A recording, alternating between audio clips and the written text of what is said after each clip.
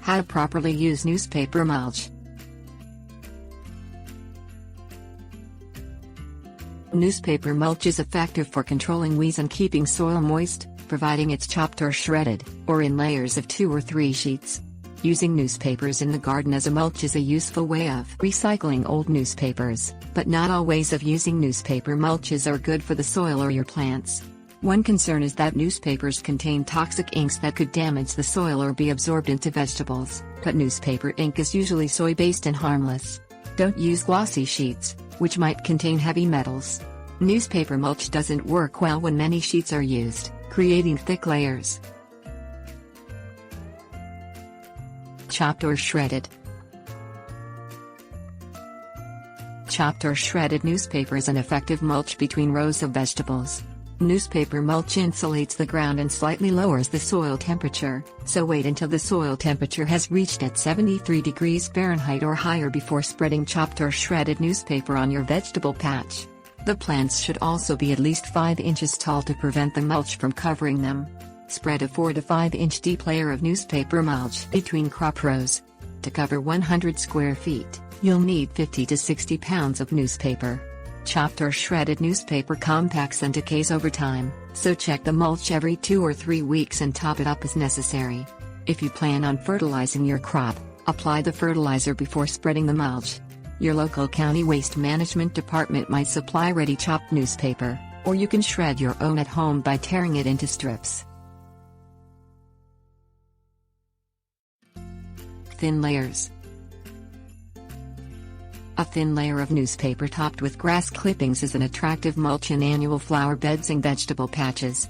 Grass clippings improve the look of newspaper sheets, hold them in place on windy days and help prevent the paper from drying out. Spread the newspaper mulch 2 sheets thick, overlapping the sheets, and cover them immediately with a 1/4 inch layer of grass clippings. The grass clippings should not be from a lawn treated with herbicides or other pesticides in the previous month. At the end of the growing season, mix the remains of the mulch into the soil with a garden fork. Lasagna composting. A newspaper mulch works well as part of lasagna composting. A method for creating a rich, moist growing bed, lasagna composting is named for the layers of different composting materials. A layer of newspaper or cardboard mulch lies at the base of the bed to help prevent weeds from growing through. To use newspaper in a lasagna composting bed, mow or cut the grass or other vegetation in the desired bed area, and spread 4 to 6 overlapping layers of newspaper. Soak the newspaper in water, and cover it with a 1-inch layer of composted manure, cottonseed meal, vegetable scraps or another high nitrogen material. The third layer consists of high-carbon materials, such as straw, peat moss and corn stalks, and should be about 1 inch thick.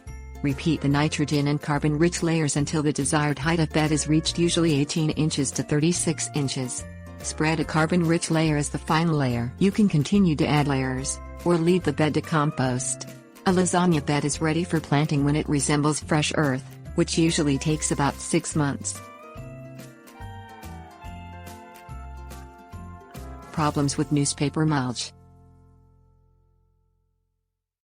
Newspaper mulches can create poor growing conditions and become homes for pests. In poorly drained soils, thick layers of newspaper become compacted and prevent oxygen from reaching the soil, creating conditions harmful to most plants. And when newspaper layers dry out, they repel water and prevent it from reaching the soil below. Thick layers of newspaper can also draw nutrients from the soil as they decay. Garden pests such as voles can make nests under layers of newspaper. Dr. Linda Chalker-Scott at the Washington State University Puyallup Research and Extension Center advises that beds containing shrubs and perennials, as well as other garden areas that aren't regularly maintained, aren't suitable for newspaper mulches.